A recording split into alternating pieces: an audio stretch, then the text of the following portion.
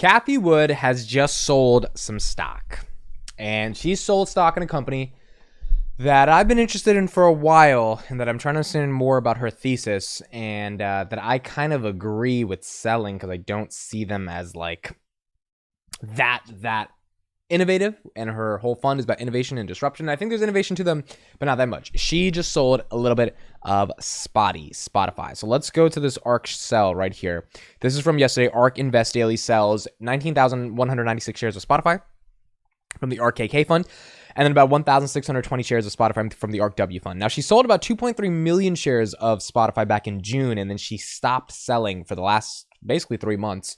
And she sold 68,000 last week again. So I was like, is she getting ready to liquidate a position? There's only 700,000 shares left in Spotify, which is about $650 million, which is obviously a lot of money. But the Spotify stock, she started buying around 250, 300. Now it's at 86. Obviously, it's got beaten up very badly with a lot of other growth tech names. So I think she has to consolidate and make decisions about which growth tech names does she want, and ultimately which ones are going to play out in the long term. Now, I want to give a little bit of thoughts on my thesis on Spotify. First of all, comment below if you're a Spotify bull, if you have Spotify, if you've ever owned the stock. I don't think that many people on my channel have commented that they are Spotify people that enjoy the Spotify stock, or that want to see the Spotify stock win, or even investors in the Spotify stock.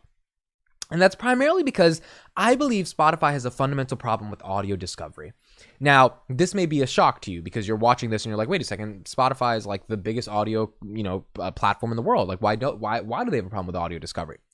Well, I believe Spotify is becoming a Netflix of audio. And as a result of that, they have this weird thing where they have a ton of users, they have a ton of engagement, which is great, and I think that's awesome.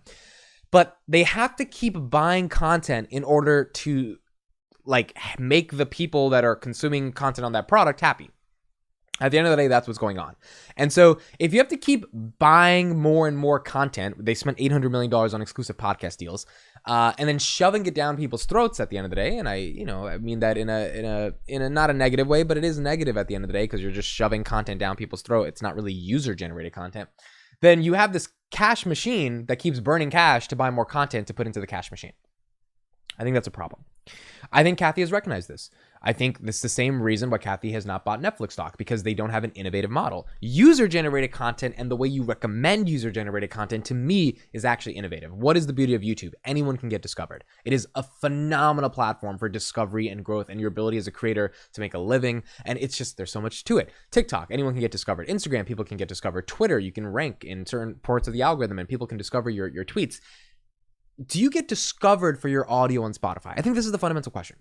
And if you don't, well, why would you post your content there? Or what's the value? Now, if the value is, because everyone uses Spotify, so at least I'm on the platform in case I want to drive traffic to my podcast or my song so people can find it, sure. But if you're not organically getting recommended, that's a problem. And I think what relates to Cathie Wood and ARK and innovation is that the organic recommendations of content, as we've seen with recommendation media overtaking the social graph of media, which is what Facebook has basically done in response to TikTok, is the key element of innovation. It's all AI learning models that allow you to recommend better content to keep people's attention and to give more discovery. And so if Spotify spent $800 million on exclusive podcast content, and they are beholden to the record labels. So if Drake releases a song, Drake, one of the biggest hip hop artists in the world, that has to be on the home feed. I was looking for my phone to make a reference of it's on the home feed. And if it's on the home feed, well, it might get discovered. If it's not on the home feed, you have zero chance of showing up unless someone searches for you. Why would someone search for you if they don't know you?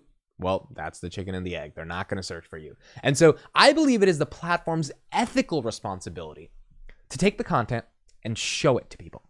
And if the platform can say, hey, we know you don't have an audience, but we're trying to get you discovered. We're trying to get you more in front of people. What does that do for the creator? How does that establish their ability to be recommended? How does that change the dynamics of how the creator ultimately engages with the rest of the world? It is so much better when a platform actually cares about the creator and gives them discovery and organic reach. And I don't think Spotify is doing that. So I think the fact that they're beholden to the record labels, and every cent of streaming that comes in, and Spotify's only $10 a month for a subscription, they have to divvy that up, pay it to the artists, the producers, the record labels. They barely get to keep anything left, which is why they're not profitable. presents a challenge. Now, the audio advertising business, one could say, is growing, and obviously Spotify is going to try to capitalize on that, sure, but I think if you don't have creator discovery at scale, audio advertising doesn't really work out. You have to ask yourself, why do I go on YouTube? I want to be recommended something interesting to watch, and there is a potential that YouTube can sell an ad against a video of a person I don't even know of, and I'm willing to sit through the ad because I care that much about the content. Why do you care that much about the content?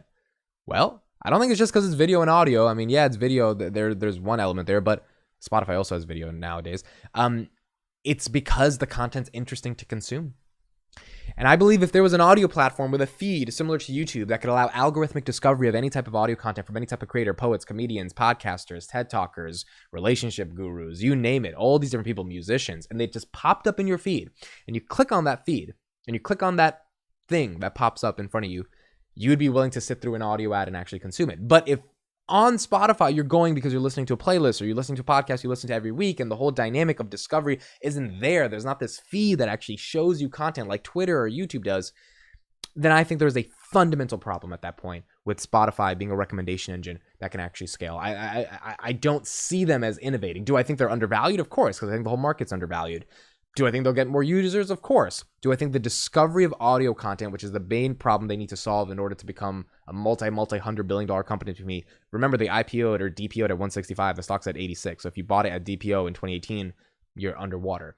For them to prove that, I think they need to go massive. And I think buying Joe Rogan in 2020 and then the stock jumping to 350, like their market cap moved up $5 billion because they got one of the biggest podcasters in the world, that was artificial liquidity in the system. It's just that simple. And unfortunately, Cathie Wood was a victim of buying the stock, thinking that it was innovating on some podcast. What if Joe Rogan leaves?